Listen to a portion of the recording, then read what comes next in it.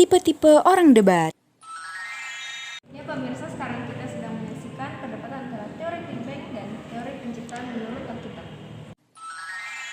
Menurutku karena ledakan besarlah yang membentuk semua galaksi yang ada di dunia ini, termasuk tata surya kita. Teori ini disebut teori Big Bang.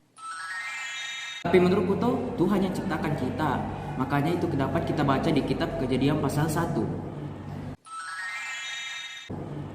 Tapi saya lebih percaya dengan teori Big Bang, dengan bukti para ilmuwan yang sudah menemukan fosil-fosil dinosaurus. Tapi kan di Alkitab tidak pernah menyebutkan apa aja yang hewan yang pernah Tuhan ciptakan. Jadi bisa aja tuh ada dinosaurus. Pokoknya teori Big Bang yang benar. Mana bisa begitu, teori Big Bang kan cuma teori manusia biasa, itu mana bisa dibandingkan dengan Alkitab. Tapi di Alkitab juga belum tentu terbukti benar. Benar tuh, memangnya dia lihat kejadian aslinya. Ya pemirsa, sekarang kita sedang menyaksikan perdebatan antara teori Big Bang dan teori penciptaan menurut Alkitab. Woi, ini kan tipe-tipe debat, kenapa jadi debat beneran? Pokoknya kita selesai masalah ini sekarang juga. Oke, siapa takut? Saya akan buktiin kalau saya yang paling benar. Oke, jadi kita mulai dari penjelasan dari teori Big Bang.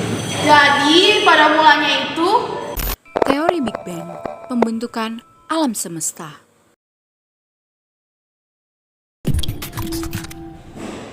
sebuah peristiwa pembentukan alam semesta berdasarkan kosmologi mengenai bentuk awal dan perkembangan alam semesta.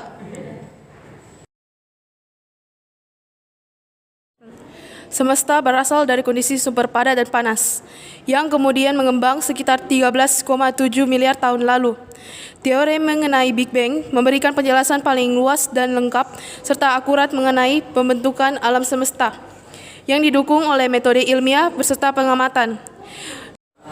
Georges Lemaitre, fisikawan dari Belgia, pada tahun 1927 menyebut bahwa resesi nebula yang disyaratkan oleh persamaan Friedmann, yaitu rangkaian peristiwa dalam kosmologi yang fisik yang mengatur pengembangan ruang dalam model alam semesta yang homogen dan isotropik dalam konteks relativitas umum yang dirumuskan oleh Alexander Friedmann pada tahun 1922. Teori relativitas umum ini diperkenalkan oleh Albert Einstein pada tahun 1916. Nah, teori ini yaitu teori geometri mengenai gravitasi yang diakibatkan oleh alam semesta yang mengembang. Kemudian pada tahun 1929, astronom Amerika Serikat Edwin Hubble melakukan observasi dan melihat galaksi yang jauh bergerak selalu menjauhi kita dengan kecepatan yang tinggi. Ia juga melihat jarak antara galaksi-galaksi bertambah setiap saat. Penemuan Hubble ini menunjukkan bahwa alam semesta kita tidaklah statis seperti yang dipercaya sejak lama. Namun ternyata berkembang. Pada tahun 1931, Lemaitre lebih jauh lagi memaparkan pengembangan alam semesta seiring berjalannya waktu, memerlukan syarat bahwa alam semesta mengerut seiring berbaliknya waktu. Sampai pada suatu ketika di mana seluruh massa alam semesta berpusat pada satu titik, yaitu atom purba, tempat, waktu, dan ruang bermula.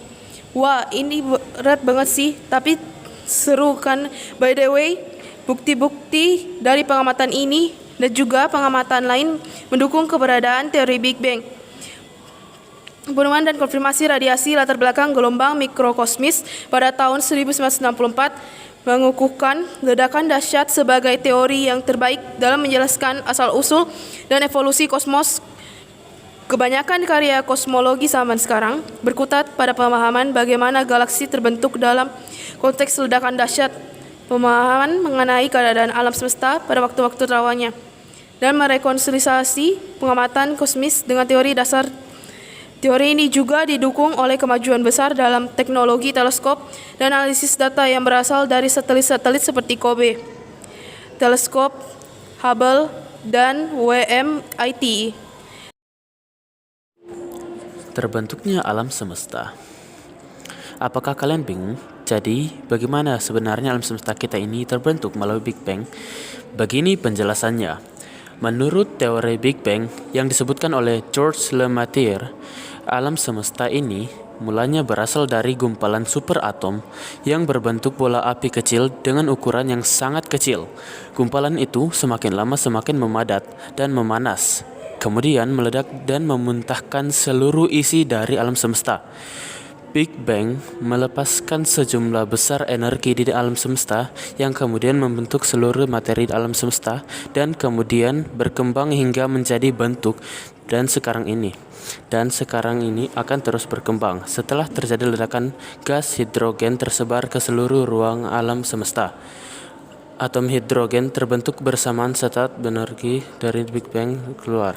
Setelah seluruh gas dan debu terpancar ke segala penjuru, proses pendinginan terjadi beberapa ratus ribu tahun dan masa tersebut dianggap masa kegelapan. Atom di hidrogen terus bertambah banyak dan berkumpul membentuk debu dan awan hidrogen atau biasa disebut dengan nebula. Awan hidrogen tersebut bertambah padat dan memanas hingga temperatur jutaan derajat Celcius yang ada di alam semesta. Setelah terbentuk banyak bintang-bintang tersebut berkumpul membentuk kelompok yang kemudian disebut galaksi. Dari galaksi, lahirlah miliaran tata surya, salah satunya adalah yang kita tinggali sekarang ini.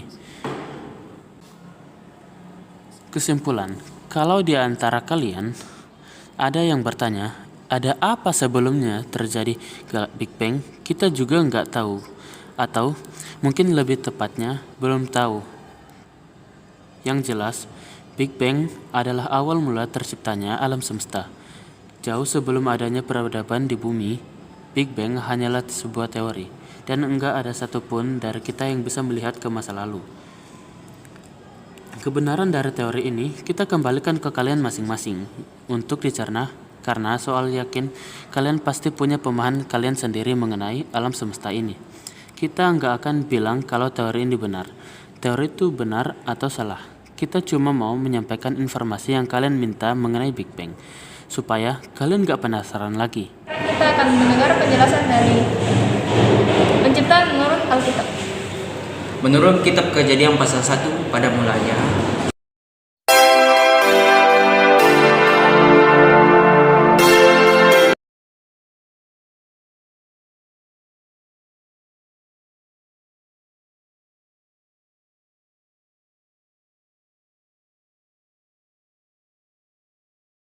Kejadian pasal 1.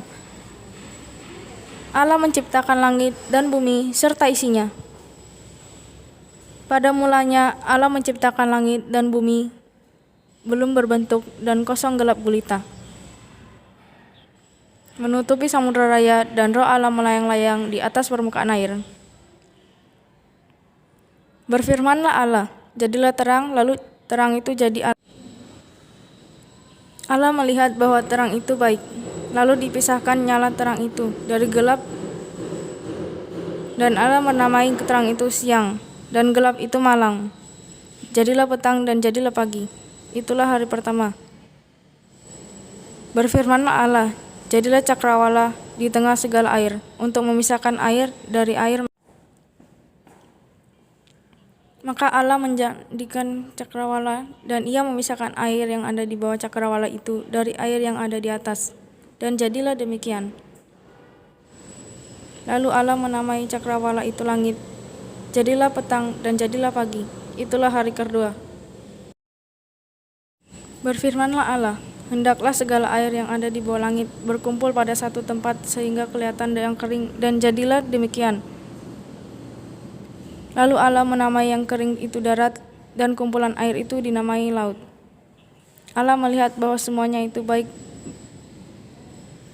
Berfirmanlah Allah, Anda telah datang menumbuhkan tunas-tunas muda, tumbuh-tumbuhan berbiji, segala jenis pohon buah-buahan yang menghasilkan buah yang berbiji, supaya ada tumbuh-tumbuhan di bumi.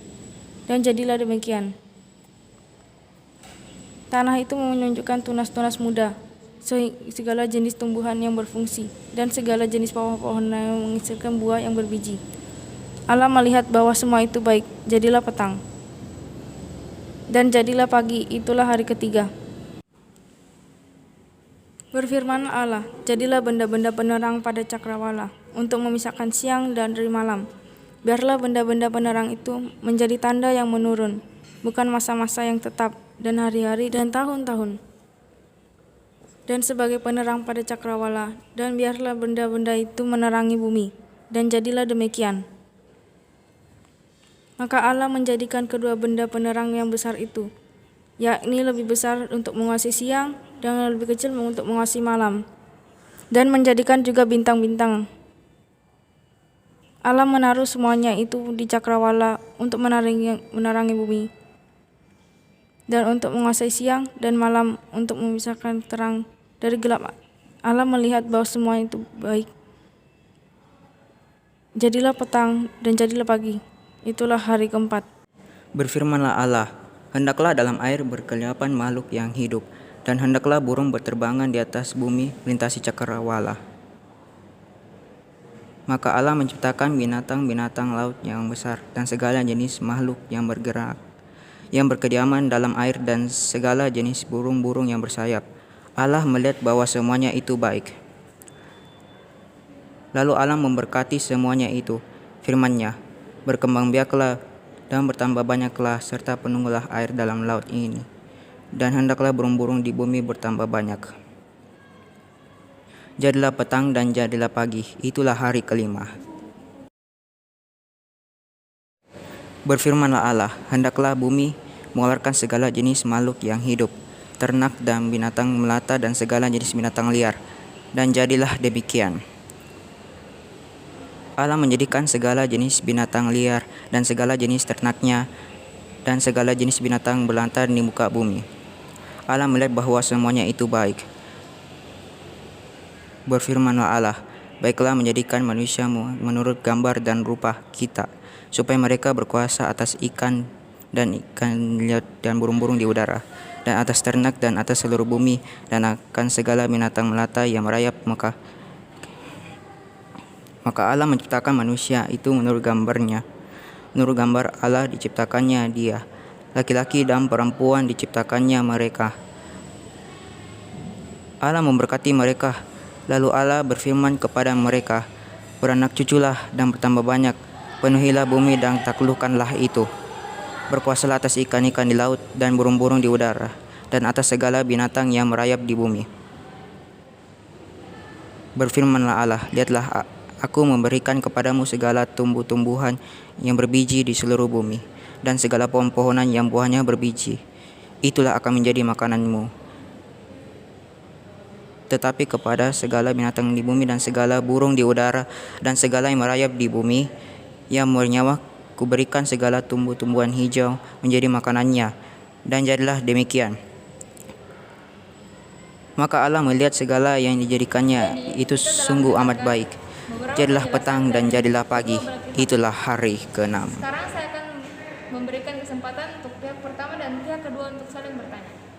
Terima kasih telah memberikan kesempatan kepada saya. Jadi saya ingin bertanya, kenapa itu bumi bisa melayang? Kenapa itu bisa terjadi? Ya, karena ada gravitasi. Memangnya apa lagi kalau bukan karena ada gravitasi? Terus yang ciptain gravitasi siapa?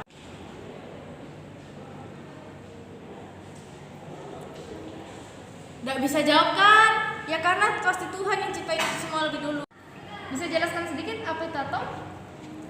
Jadi, atom adalah Oke, terima kasih atas penjelasan singkatnya. Terus kenapa bisa ada atom? Ya karena Pasti karena ada yang ciptakan tuh. betul juga. Benar juga sih. Kalian tuh harus tahu, itu teori Big Bang diciptakan oleh para ilmuwan yang berguna untuk masyarakat, bukan untuk dibenarkan. Iya juga ya. Pasti di belakang ini pasti ada yang mengatur. Juga sih, soalnya kan sesuatu tidak bisa terjadi tanpa sebab. betul, yang atur itu pasti Tuhan kan?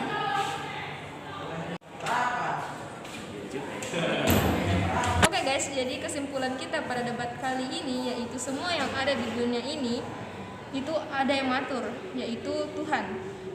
Sesuai dengan tema kita, yaitu understands His creation.